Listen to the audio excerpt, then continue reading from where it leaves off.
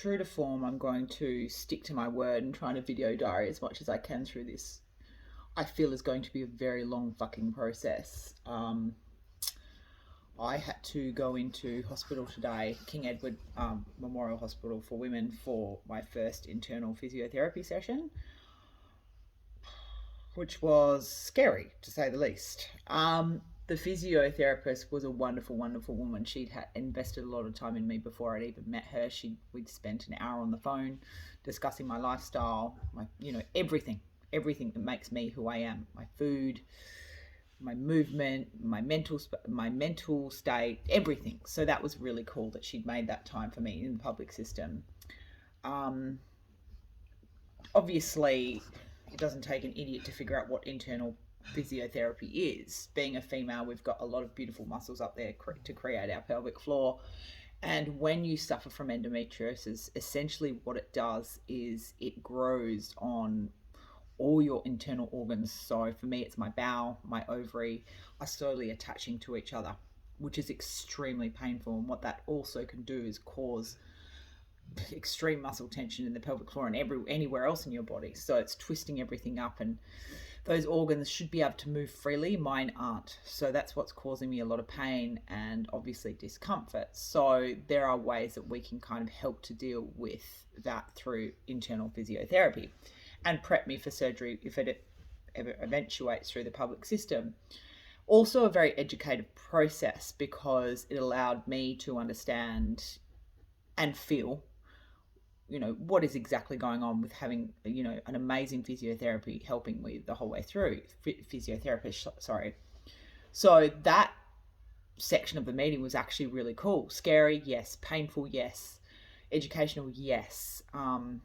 Empowering, yes. But the part that really got me was after we went through this process and had a really good chat, and she really gave me some beautiful feedback on how I can kind of move forward with this situation. Is she said to me, we don't have a department for you. We don't have a colorectal department at all. They got rid of it 2 years ago due to funding. So she said, you have nowhere to go in the public system. That bit was fucked. That made me realize, and not just me, 1 in 9 women who have this, where are we supposed to go? And so I said to her, I was like, well, what about if I do private, which I've been investigating as well? She's like, you'll be lucky to get an appointment in 9 months. Lucky. So it just made me really think, what the hell's going on here?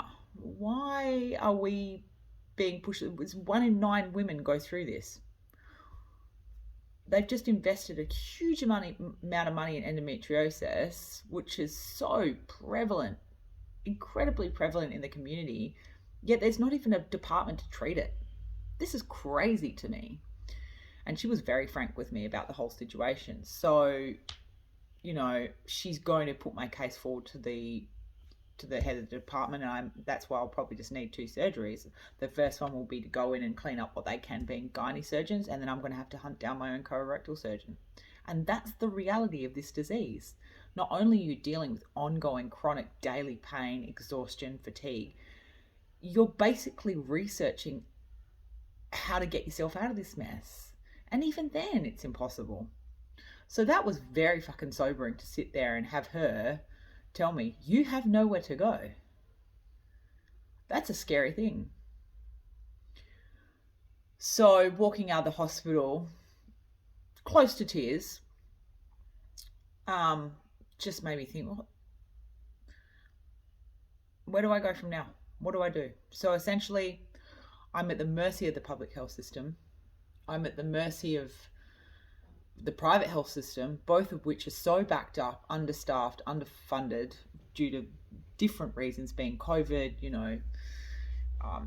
lists for surgeries which are just never ending. It's crazy. So that's the update for today, and I'm just hoping and praying that they put me on a list to go in and at least give me some respite and remove the ovary, which is attached to the bowel, and at least give me a little bit of breathing room. Because if they just let that go on, it's not just me, it's all these other women that suffer. How much do we have to lose? It's cruel. We're going to lose our jobs, we're going to lose our income, we're going to lose businesses, time with our kids. How many more hospital visits do we need to do? You know, and I'm not referring just to myself. This is a collective community issue, and it needs to be dealt with, because 1 in 9 women, that's just not good enough. This isn't rare by any means. So yes, slight rant today, but it's just the truth. And the truth needs to be said.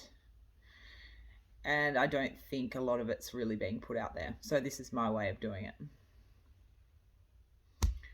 That's it for today. Monday officially kicked my fucking ass. Peace out.